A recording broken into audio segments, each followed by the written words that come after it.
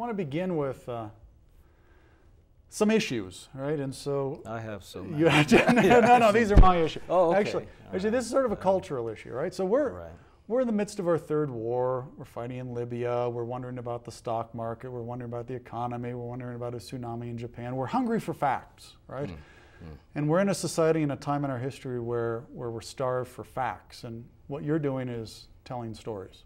So I guess the question is where is the place in our culture today for made-up people and made-up places and made-up experiences, given this tremendous demand to know the way the world really is? You know, well, maybe that's part of why it's so hard to get a lot of people to read what we call serious fiction or literature, because there seems to be, I think, less time. People feel like they have less time because there's so much going on. We have so much access to all this, I would say, information, you know, more than facts, because facts, the word fact kind of bothers me because they change all the time. It's like we know for a fact that there are WMDs in Iraq, and that's the reason we need to get rid of Saddam, you know, so. And facts change. I mean, even scientific facts change, right? As as ongoing research changes things, and so I think though that the inundation of information probably is a huge competitor for you know, people's attention, people's attention and time and reading fiction, and the things that they can read more easily, more quickly, without really any sort of deep or serious involvement.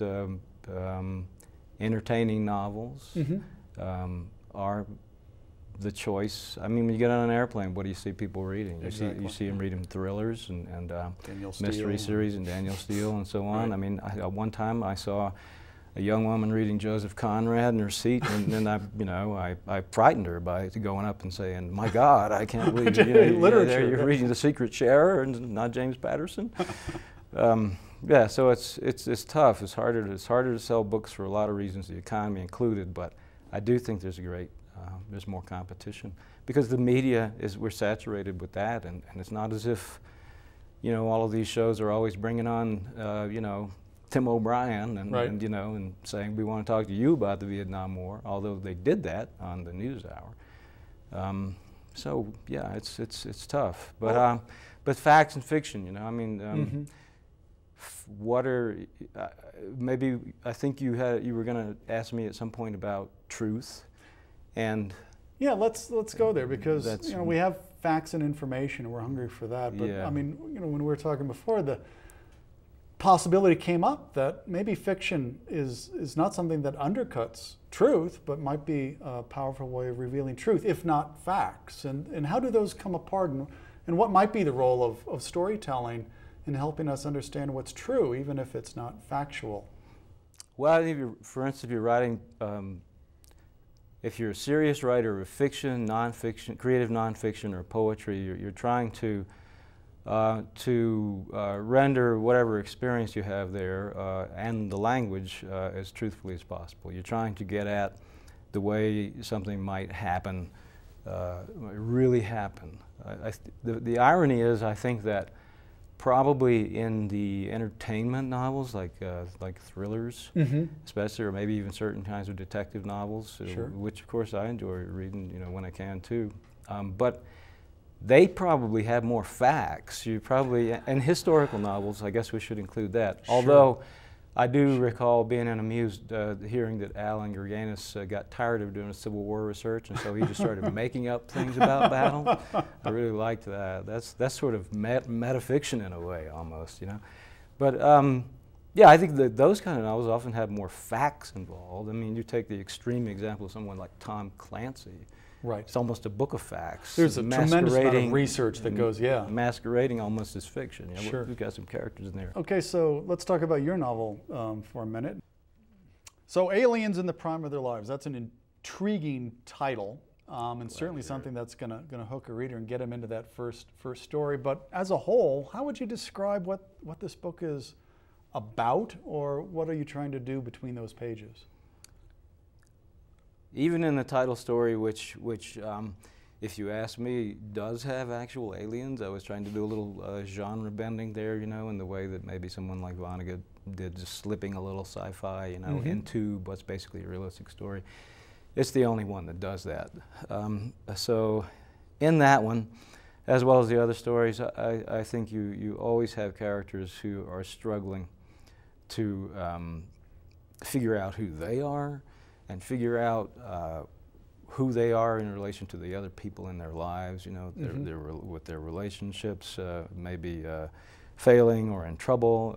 They're trying to raise children. And there's a sense, I think, of feeling so isolated in your difficulty, you know, when you're going through that kind of thing. That is a form of alienation, I think. Of course, in the title story, there are these people who claim to be alien presences inhabiting the bodies of, first of all, some funky cops, and then some supposedly escaped mental institution patients, and then a couple of wacky doctors, and then a friend of the main character. And I had fun doing that. It seems like people, because I suppose I've always been just a realistic writer, people in reviews would say, people who may or may not be aliens in the book. I said, well, what's wrong with going ahead and say, I'm not ashamed to say it. Yeah, I tried it. It's not an embarrassing thing. It was an experiment and it worked. Yeah, I'm trying. But what's disappointing to me is that, you know, the sci-fi community, which probably sells a lot more books, you know, than the straight literature stuff, you know, they didn't grab hold of it and start, you know, promoting my book. I mean, why didn't I want to get a, you know, a Bradbury Award or something. Ah, there you go. Just help me out here. You know, get me into the genre in a way that'll sell some books. Now maybe you should have just called it Aliens (parentheses) really in the prime of their lives. Would that work? A couple of aliens in the prime of their lives. I don't know. There you go. Yeah. Maybe I found this quote yesterday that I just wanted to throw out there in terms of the role of fiction and story. And this comes from the philosopher Richard Carney, and he wrote this, and maybe this is where we'll leave it. He said, telling stories is as basic to human beings as eating. More so, in fact, for while food makes us live, stories are what make our lives worth living. They are what make our condition human. So I want to thank you for visiting with me today and for contributing to making our condition human. Thanks, I hope I am. And I couldn't agree more with what he said. I mean, we have stories from the cradle until we die, I think, that, you know, help us to get by. Thank you, Brad. I appreciate your time once again. Thank you, Jeff.